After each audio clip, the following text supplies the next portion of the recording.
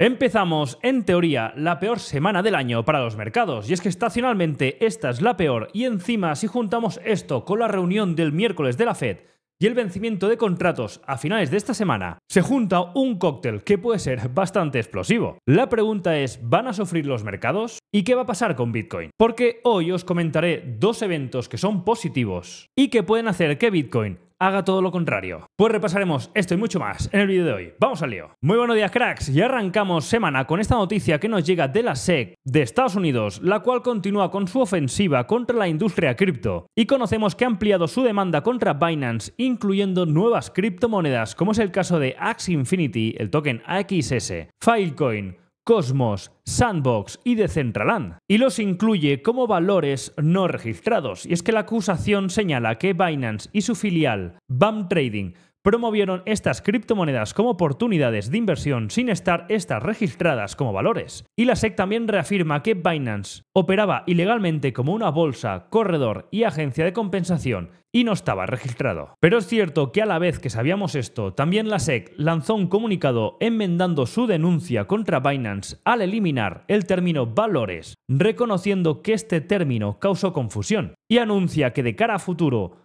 va a tener un enfoque más cauteloso en su lenguaje.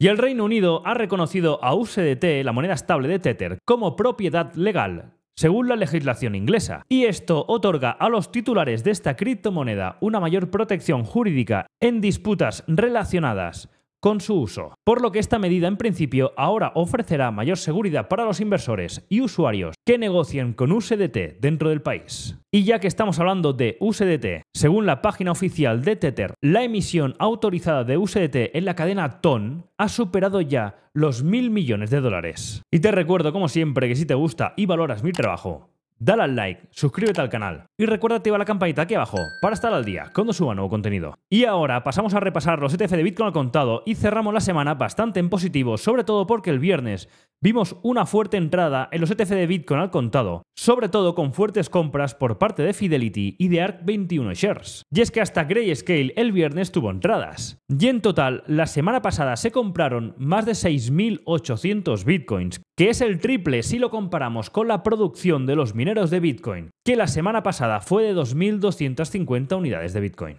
Y quien parece que no afloja es MicroStrategy, que vuelve a salir de compras y anuncia que ha adquirido 18.300 Bitcoins adicionales entre el 6 de agosto y el 12 de septiembre, elevando así sus tenencias a 244.800 Bitcoins, con un valor total de casi 10.000 millones de dólares. Y todo esto a un precio ya promedio de Bitcoins de 38.600 dólares. Y es que fijaros en este gráfico que la empresa ya posee por sí sola 1,2% de la oferta total de Bitcoins, y solo este año ya ha visto un rendimiento del 17% en su inversión en Bitcoin, utilizando, como ya hemos comentado muchas veces, préstamos de bajo interés para expandir así su holding, y con ello lleva ya ganado 5.100 millones de dólares, solo con esta inversión, con estos ahorros en Bitcoin. Y como no, de rebote, esta estrategia está incrementando el valor de la acción de la empresa. Y atención, porque no es la única que está acumulando, porque Marathon Digital, famosa empresa de minería de Bitcoin, también adquiere más Bitcoins y ahora ya posee más de 26.200 Bitcoins por un valor aproximado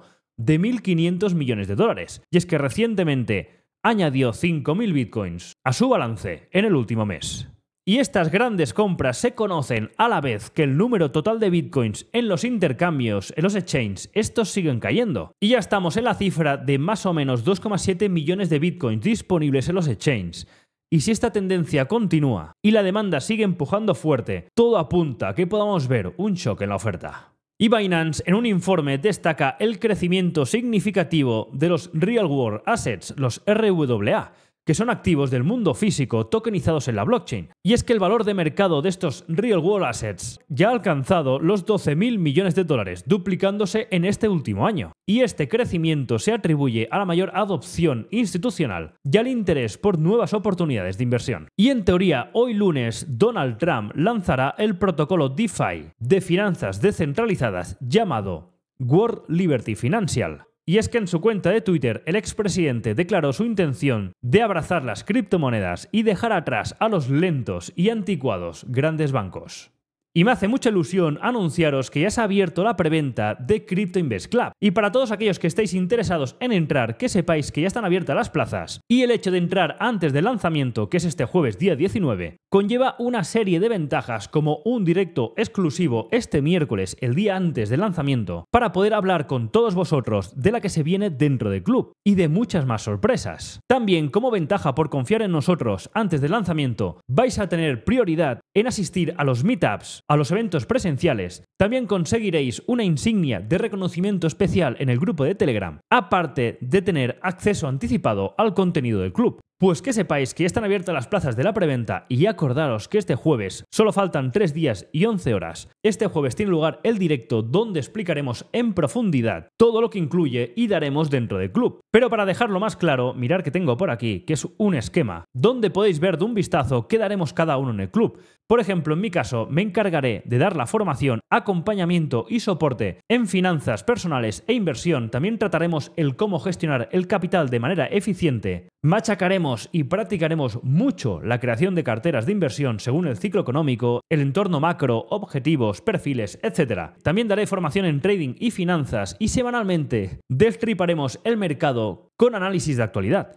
Pues esto y muchas más sorpresas que comentaremos en el directo. Pero esto solo por lo que respecta a mi parte. Después viene Carlos, donde él se encargará de estrategias de inversión de medio y largo plazo en criptomonedas, formación continua en análisis on-chain, también análisis técnico, ondas de Elliott y mucho más. Y Gerard, por ejemplo, por su parte, va a destripar las profundidades de las cripto, con formación en blockchain, en Bitcoin, en Ethereum, todo el ecosistema cripto, rastreo de billeteras, analizar lo que hacen las ballenas, también los traders más tops del ecosistema, etc. Y muchas más cosas que desvelaremos este jueves en el directo, por lo que te animo a apuntarte, para que no te pierdas nada. Y por último, comentar que ayer nos llevamos una grata sorpresa, porque en estas primeras 12 horas, desde la apertura de la preventa, ha entrado muchísima gente. Y solo me queda daros las gracias por confiar en nosotros y esperamos que lo que encontréis dentro del club cumpla vuestras expectativas.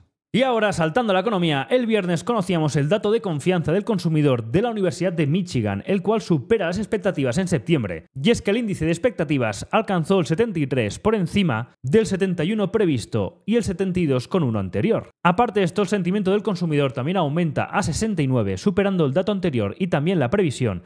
Y la inflación esperada para el próximo año cayó al 2,7% por debajo de la previsión y también del dato anterior. Pero en cambio, como dato negativo, la inflación a 5 años aumenta ligeramente al 3,1% frente al 3% del mes anterior. Pero donde yo voy a poner el foco es en esto, y es que se descuenta, atención, ya por encima, en un 57%, una bajada de 50 puntos básicos por encima de lo que se descuenta la bajada de 25 puntos básicos, que es de un 43%. Y es que conocíamos también el viernes un artículo de Nick Timiraos, que es el filtrador oficial de la Fed, el cual ya está allanando el terreno para una bajada de 50 puntos básicos. Y la Fed, que es mucho de esto, de avisar antes para ir preparando el mercado. Por ello, debemos empezar a valorar que la bajada realmente sea de 50 puntos básicos y luego repasaremos qué reacción estamos viendo en el oro y en los bonos que apuntan a que esto puede ser bastante real. Pero antes pasamos a repasar las acciones porque Dell subía el viernes casi un 2%, cuando conocíamos que Michael Dell vende acciones de la empresa por cerca de 800 millones de dólares en 2 operaciones durante la semana pasada. Ahora pasamos a Boeing, que está bajando casi un 3,60% el viernes. Y esta sufre porque más de 30.000 trabajadores de la empresa, que son miembros del sindicato de la compañía, abandonaron el trabajo a primera hora del viernes, después de que la plantilla rechazara un nuevo contrato laboral y aprobaran una huelga con un 96% de los votos. Y el director financiero de Boeing dice que esta huelga afectará a la producción y a las entregas, por lo que veremos cómo abre esta semana Boeing, que está en niveles ya por debajo de los mínimos marcados durante todo 2023 y 2024. Y si no es poco, encima a todo esto, Moody's ha puesto una revisión de calificación crediticia a Boeing para una posible rebaja. Y esto significa que existe la posibilidad de que Moody's degrade la calificación de Boeing a nivel de bono basura, por lo que mucha atención con esto. Por su parte, Palantir esta no para de subir y el viernes subía un 1,86%. Y es que la compañía ya supera los máximos de las últimas 50 semanas y se acerca y está encarando el camino a máximos históricos. Ahora pasando a Paramount, que subía casi un 3% el viernes, a pesar de que anunciara que suspende el dividendo trimestral regular. Ahora pasando a Dove, atención, que caía casi un 9% el viernes. Baja con fuerza porque anuncia que reduce el guidance debido al aplazamiento de funciones de inteligencia artificial. Pasando a Uber, que subía casi un 6,5%, porque Uber junto a Waymo firman un acuerdo para desarrollar la conducción autónoma. Y esto a quien afecta es a Tesla, que el viernes prácticamente cerró plano y aguantó el tipo a pesar de que anunciaran que van a ajustar las cifras de entrega. Y por último, United Airlines, que subía más de un 1,10%, tras anunciar que elige a Starlink de Elon Musk para ofrecer Wi-Fi a bordo de sus aviones. Y comentarte que yo, para operar todos estos mercados, utilizo el broker de Quanfury, que por aquí abajo te dejaré el código QR para descargar la aplicación, porque si te das de alta con el código John y fondeas la cuenta, recibirás una recompensa de hasta $250, aparte de apoyar al canal. Y atención, porque en breve vienen muchas novedades. Y ahora, pasando a repasar cómo está este indicador de miedo codicia al mercado tradicional, que estamos en la zona neutral después de la fuerte recuperación de la semana pasada, y ya estamos prácticamente en la zona media, en zona 49. Por su lado, las criptomonedas seguimos en la zona de miedo, pero intentando entrar en la zona neutral, a pesar de las últimas caídas de Bitcoin de cerca del 4%. Y para esta semana es una semana que iremos de menos a más, porque arrancamos hoy lunes, que es festivo en China y Japón. Por tanto, Europa abrirá sin tener referencias asiáticas. Aparte de esto, tampoco tenemos ninguna noticia de relevancia. Y ya saltamos al martes, donde continúa la festividad en China, y conoceremos las ventas minoristas del mes de agosto en Estados Unidos. Luego pasamos a miércoles, que es el día fuerte de la semana, ya que arrancamos con datos de inflación IPC en Reino Unido y la zona euro, inventarios de petróleo en Estados Unidos y atención por la tarde, porque conoceremos la reunión de política monetaria de la Fed, tipos de interés, que aquí pone que se descuenta como esperado 25 puntos básicos, pero en cambio estamos viendo que la probabilidad ahora mismo es superior en que veamos un descuento de 50 puntos básicos, que sería el cambio de ciclo,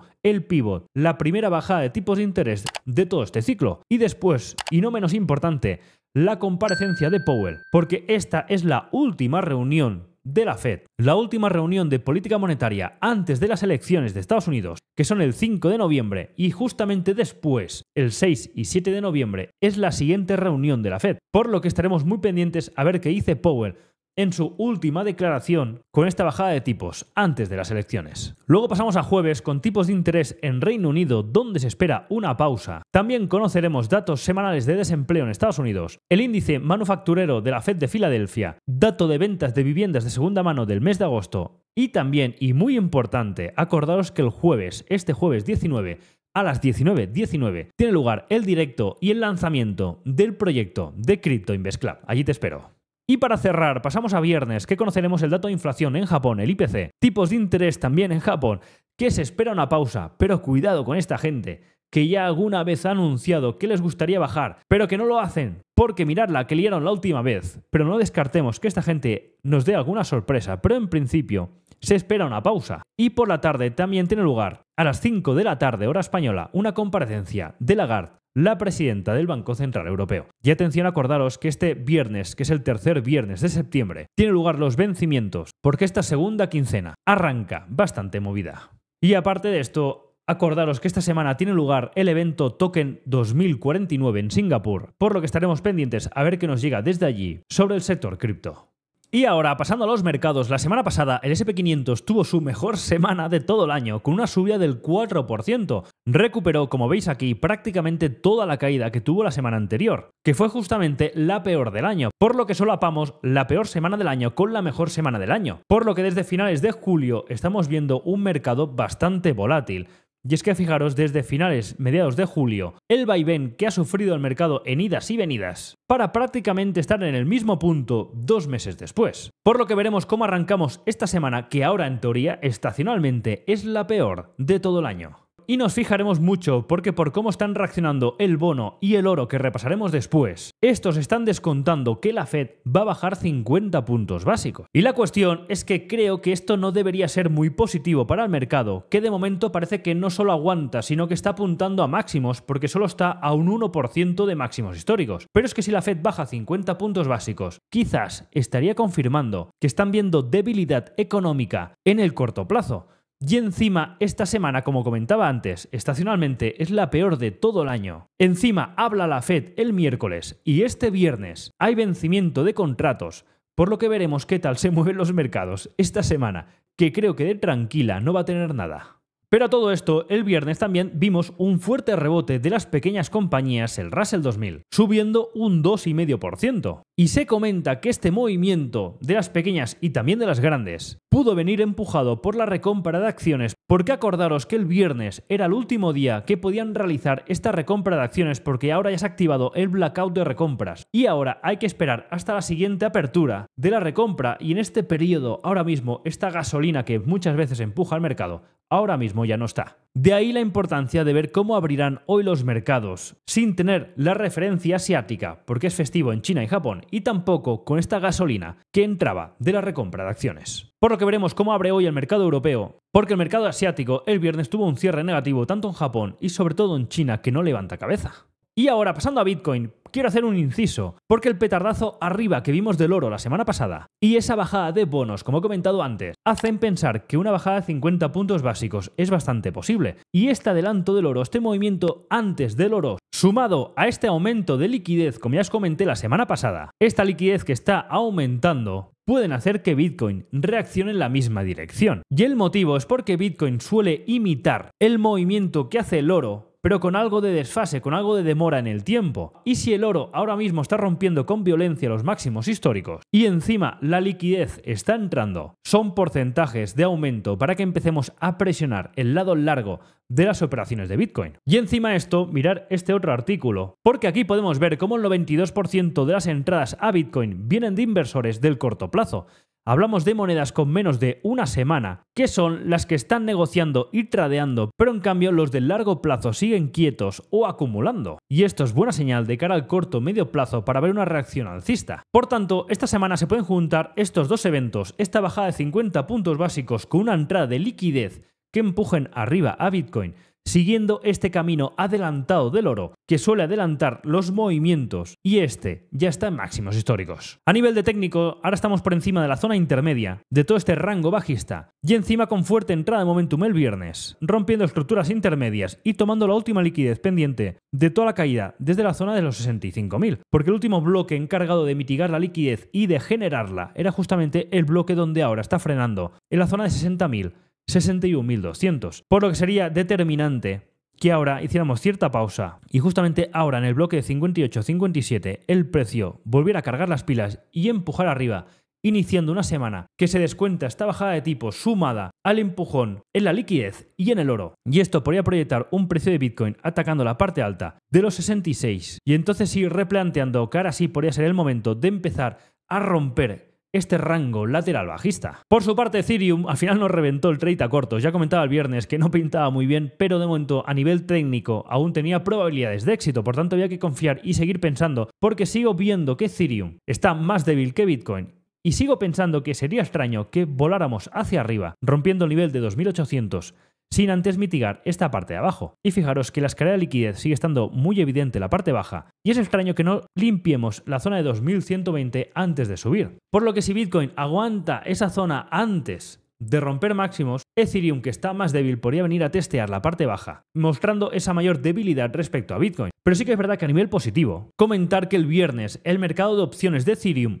observé un aumento considerable del interés abierto. De hecho, se compraron más de 20.000 contratos con objetivo de alcanzar el nivel de los 3.000, esta zona de aquí, para el 27 de diciembre. Aún queda mucho tiempo, quedan 3 meses, pero está empezando a entrar interés abierto de cara a futuro para que el activo recupere, por lo que me gustaría mucho este escenario de limpieza abajo y empezar a formar patrones para atacar y recuperar la parte intermedia de los 2.800. Pasando a las altcoins, empezaremos analizando las peticiones y en primer lugar miramos Ondo Finance, la cual aún sigue con estructura bajista, directriz bajista que aún no ha roto, ni tampoco hemos visto una entrada de momento. Y estamos apoyando en este bloque, que después de mitigar toda esta parte de aquí, está volviendo a apoyar. Por lo que hasta que no vea una rotura de directriz bajista o estructura interna, de momento estaría al margen. Sí que es verdad que si el precio volviera y entrara por debajo de esta limpieza de 0,50, sí que podríamos crear algún inicio de construcción de posición, algún starter en esta zona, una pequeña posición para empezar a replantear el apoyo en esta zona importante en el pasado del precio, para empezar ya a romper directriz bajista, estructuras bajistas y plantear escenarios más altos de cara a futuro. También otra petición, en el caso de Saucer, ya comenté hace un tiempo que estoy pendiente de ver que entre momentum en este activo que de momento está aguantando muy bien este bloque en la zona de 0040, 0030. Y es cierto que si nos interesa este proyecto de cara al medio y largo plazo, estamos en buenas zonas para iniciar inicios de construcción de posición, pero a la espera aún de que entre momentum, que rompa estructuras bajistas y a partir de ahí ya empezar sí a plantear la construcción de posiciones con intención de atacar estructuras más cercanas y romper ya toda esta tendencia bajista que se originó a principios de marzo. Ahora pasando a Injective, fijaros que todos más o menos tienen la misma estructura y es una estructura comprimida descendente, porque si nos fijamos en gráfico semanal que se verá más claro, fijaros que todos comprimen más o menos en una estructura de cuña descendente, que es una formación normalmente alcista. Por ello, estoy pendiente en muchos activos de observar si en gráfico diario vemos alguna entrada de momentum, rotura directriz bajista para romper esta cuña descendente y empezar a dibujar patrones alcistas. Pero es cierto que muchos, al igual como pasaba con Saucer, Hondo, están en puntos donde podríamos ya iniciar alguna pequeña construcción por si el precio que puede pasar en algunos activos explota y no mira hacia atrás. Algo similar que también está pasando en DOT, que también está apoyando hace bastante tiempo en una zona de interés, en la zona de 354, que acordaros que a nivel de gráfico semanal es toda la base de toda esta formación, toda la base de toda la estructura que ya hicimos máximos a finales de 2023. Y desde entonces se ha ido destruyendo el precio y ahora está apoyando y parece que está haciendo un suelo en esta zona que coincide con formación de otras muchas monedas y de un posible rebote o rotura de este rango lateral bajista de Bitcoin. Y ahora encima ya estamos empezando a romper esta directriz bajista del corto plazo.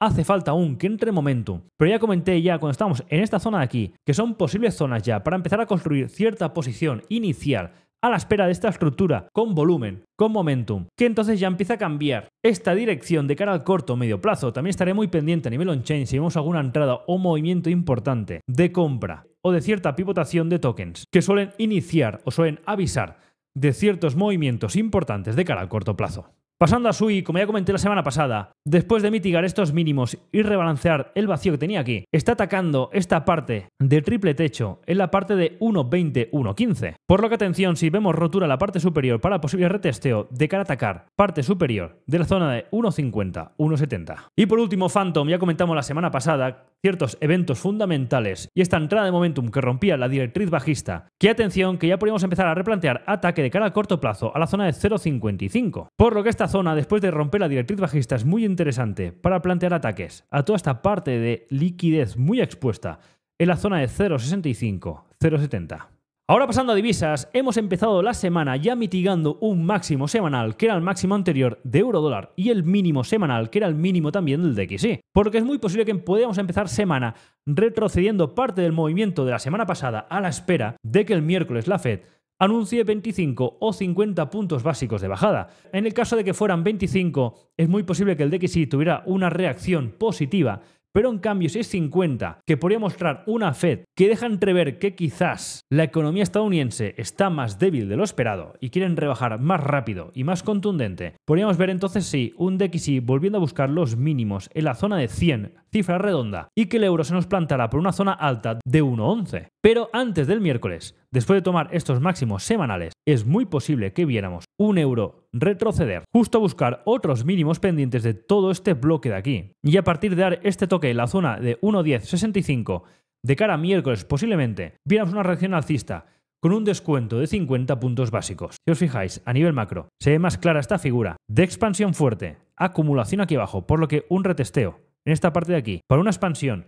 En el caso de ver 50 puntos básicos, sería un movimiento bastante posible en el precio, por lo que dibujaré este escenario de cara a trabajarlo para este inicio de semana y sobre todo para el miércoles. Y por último, commodities, tanto oro y plata están en modo que no miran atrás y es que se está descontando justamente esto, que la inflación baje pero se mantenga y sea pegajosa.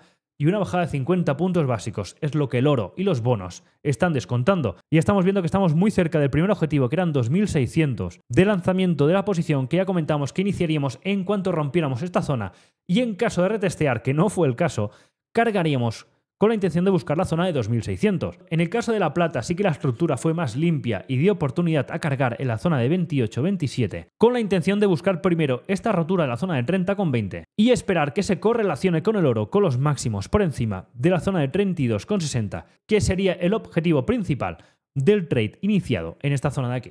Y es que mirar este gráfico que tengo por aquí entre estos rumores de bajada de 50 puntos básicos y que Estados Unidos ya ha superado el trillón de deuda, esto es música celestial para el oro. Y mirar este gráfico donde los inversores siguen añadiendo más posiciones alcistas en el oro después de que este marcara un nuevo máximo histórico. Y por último, el petróleo. Después de esta fuerte caída, limpiando y mitigando toda esta zona pendiente de liquidez, sigo esperando que vuelva a rebalancear la parte intermedia en la zona de 72-73 y aquí replantear en este soporte que ahora será resistencia, cortos para atacar la parte de mínimos en la zona de 64-65, porque de momento parece que la demanda a nivel mundial, sobre todo por la parte de China, está menguando y esto está castigando a corto plazo el petróleo. Perfecto, y con esto finalizamos el vídeo por hoy. Arrancamos una semana que iremos de menos a más, con un lunes muy tranquilo, con festividad en Asia y con prácticamente ninguna noticia macro. Y aquí poco a poco iremos subiendo hasta el miércoles con el evento que tanto se espera, que de momento las apuestas indican que cuidado con la bajada de 50 puntos básicos.